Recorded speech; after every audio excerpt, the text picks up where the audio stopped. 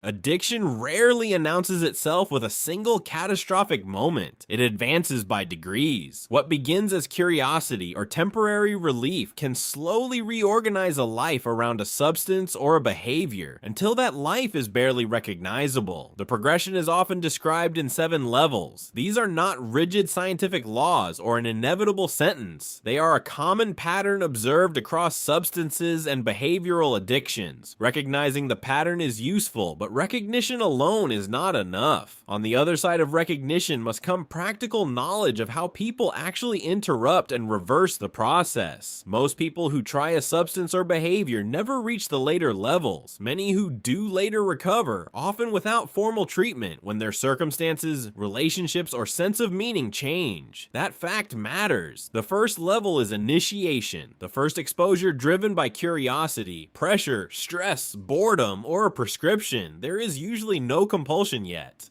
The brain simply records a novel reward. For many, it ends there. Experimentation follows. Use becomes intentional. The person seeks specific effects: confidence, numbness, focus, escape, or belonging. Control is still largely intact. The brain begins linking the behavior with relief. The danger at this stage is the quiet formation of a coping strategy. Regular use settles next. A pattern forms. More is needed for the same effect. Thinking about the next use increases. Life is still functional, but the behavior is no longer occasional. Environment accelerates or slows this shift. Isolation and lack of purpose push it forward. Real connection and alternative sources of reward hold it back. Risky use appears when consequences are ignored. Responsibilities slip, relationships strain, money and safety are compromised. Friendships narrow. Short-term drive begins outweighing long-term judgment. Dependence is the point where the body and mind adapt. Stopping produces discomfort. Physical for some substances, intense craving, and emotional dysregulation for others. The behavior is no longer mainly for pleasure. It is required to feel normal. Attempts to cut back fail or last only a short time. Addiction is compulsive use despite clear harm. Time, money, relationships, and self-respect reorganize around obtaining and using. Judgment and impulse control weaken. Agency is diminished but not extinguished. The person is still performing the action at each moment of use. Crisis is the final level. Health collapses, legal disaster hits, relationships shatter, or despair becomes overwhelming. This is often called rock bottom. It is not required for change. Many interrupt the process long before this point. Understanding the levels is only the first half. The second half is how people actually get free. The most reliable way out begins with interruption. The cycle has to be broken long enough for the brain and body to begin recalibrating.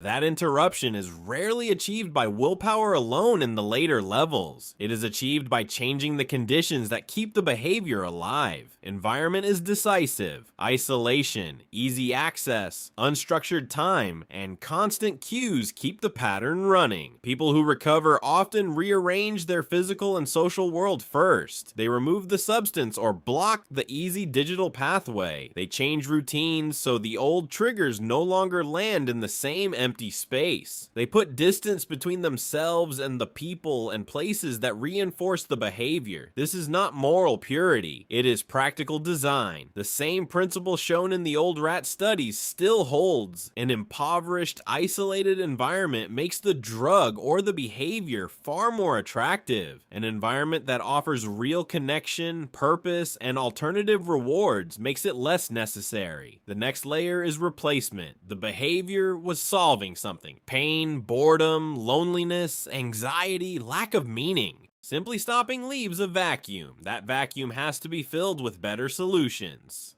Movement and physical training regulate the nervous system and restore dopamine sensitivity over time. Consistent sleep and real food stabilize mood. Meaningful work or skill building restores a sense of competence. Face-to-face relationships that do not revolve around the addiction provide the connection that was missing. For many people, a values-based or spiritual framework supplies the larger reason to keep going when the craving is loud.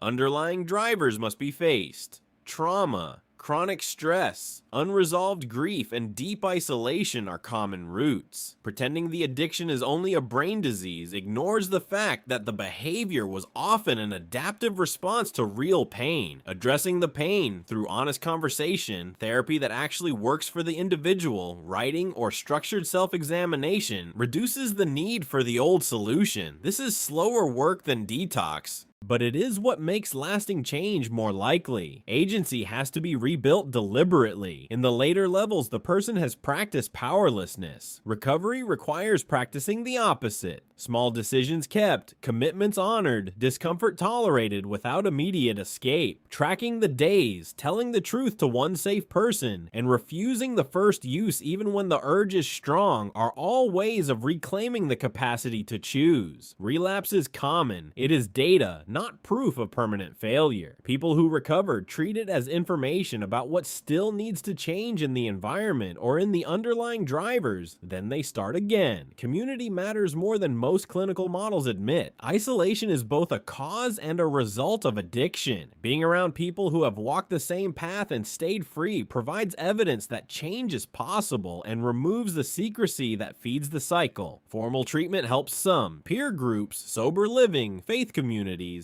or simply a small circle of reliable friends help many others. The common element is regular contact with people who will not collude with the old story. None of this is quick or glamorous. The brain that adapted to the addiction can adapt again, but it needs consistent new input over time. Neuroplasticity works in both directions. The same circuits that learned the addictive pattern can learn a different one when the conditions support it. People recover at every level. Some stop early with relative ease. Others climb out of crisis after years. The pattern is interruptible. The earlier the interruption, the wider the margin. The later the interruption, the more the environment, the replacements, and the community have to carry the weight that willpower alone cannot. Awareness of the 7 levels gives you the map. Changing the conditions, filling the vacuum, facing the real drivers, and rebuilding the capacity to choose give you the way out.